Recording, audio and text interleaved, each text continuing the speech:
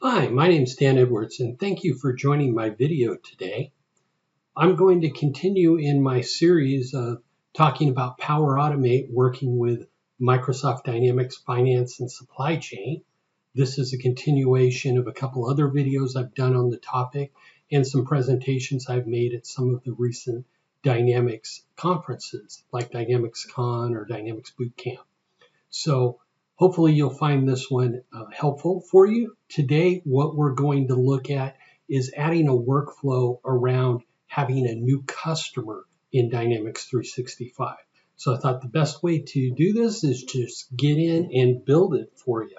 So let's jump over into our browser, and I'm going to start right here in D365 to just kind of explain what I want to do.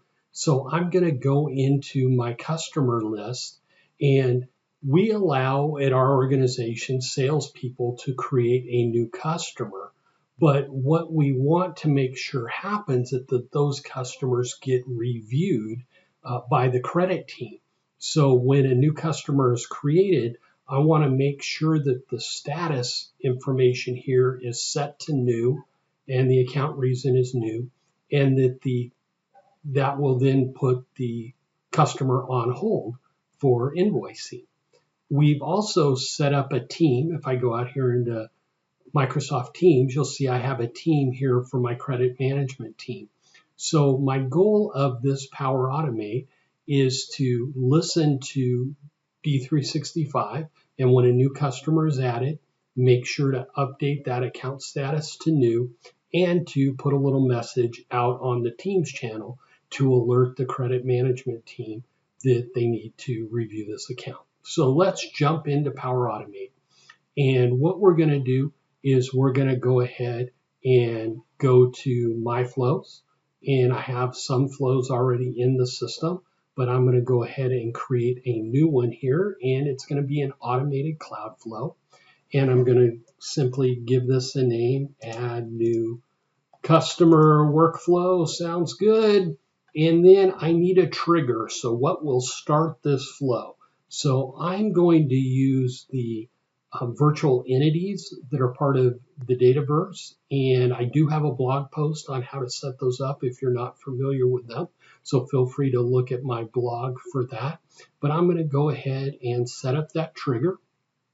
And what it's going to look for is whenever a record is added, and then where is that record added. So this is where I'm using the virtual entity, and I'm going to use the virtual entity of customers v3.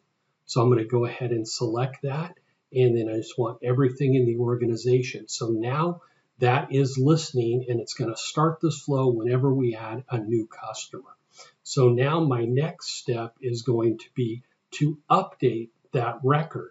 So again, I'm going to use the Dataverse connector, and at this point, I'm going to update a row. So where am I updating a row? Well, I'm actually updating it in that same table. So if I can type here, customers V3, there we go. And how do I know which record to update? Well, I can get that from my dynamic content here. So I'm going to come out here to customers, and I want the customer V3. And you notice it tells you that's the unique identifier.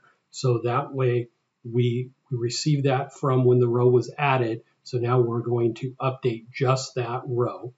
And then I want to do show advanced features. And these are all the fields that are updatable. I'm going to show you a little trick I do because I hate scrolling through all that. I'm just going to use the browser's capability to go find, and you can see I've run this a couple times, so I want to find status. So there's the account status, and I'm just going to go ahead and enter new, and the reason is new as well. Now I have my system set up in D365 that if the account status is new, it automatically puts it on hold.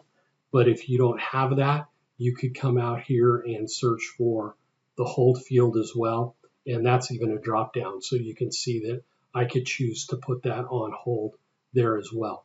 So now I have updated the record. I'll just scroll all the way down because now I want to do a new step because now I need to alert the credit team. So I'm going to go ahead and use the Microsoft Teams connector. You could do this through email as well by using the email connector, but I'm going to go ahead and just post a message in a team channel. So I'm going to have that post come from me as the user.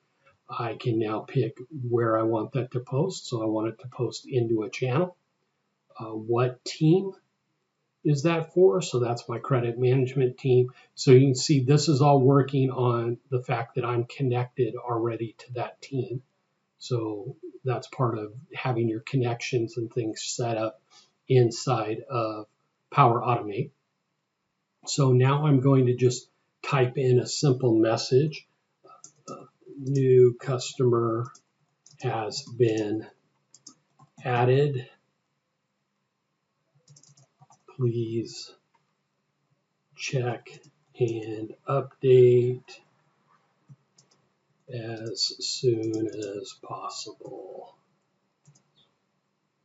Now, I could also enter the customer name. So I'm going to go down here into the subject. I'm going to say new customer, and I'm going to put in the account number so I can get that from the dynamic content. Now I'm going to just give it a space, and then I'm going to get the name as well. Now, I don't want their full name, I want the organization name. So now in this message, you can also add URLs. So you can see here's a link. So I want to link to on-hand account or on hold accounts. There's actually a view inside of D365. So if I come back here, I believe I have that set up as one of my favorites.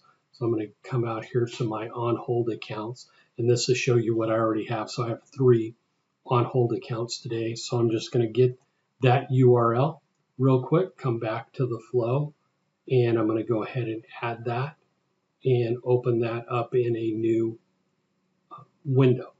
So, and maybe I'm going to put the customer name here as well again. Just kind of showing you what's possible, but you can format that. You can see I can do fonts, anything like that. So at this point, that flow is done. That's all it takes to create that. You'll see I got the message here. Your flow is ready to go. We recommend you test that. I'm just going to give it one last save. Make sure everything has saved well. And come back here. You notice it hasn't run yet. So let's go over here to D365, and I'm going to go ahead and add a new customer. I'm just going to call this new customer video company, and put them in my customer group, and maybe give them a zip code here, which should bring up my cities, and give it an address just so it's kind of complete. And I'm going to save that.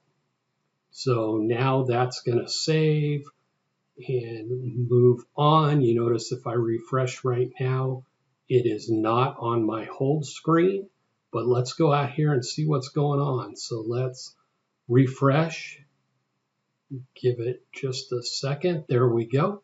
The flow has started running. And don't forget, if you want to see what's going on with those flows, you can always double click on that. And you'll notice I didn't double click fast enough. That flow was successful. So let's see what happened. If I come over here to Teams, sure enough, there's a message that says new customer video company. So the way I named my customer kind of doesn't make sense in this message, but because it's a new customer video company. But you can see all that appeared, and there's that link I was talking about. So if I click on that, it actually opens up a new browser. Now, of course, I have to be on the credit team, be a user of D365.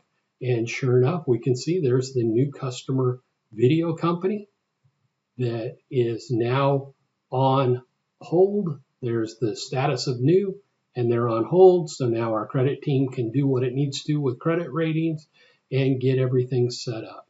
So with that, I'll wrap up the video. Please feel free to put in any comments, subscribe to my channel, check out my blog. I hope to be adding a few more videos here in the very near future. Thank you so much.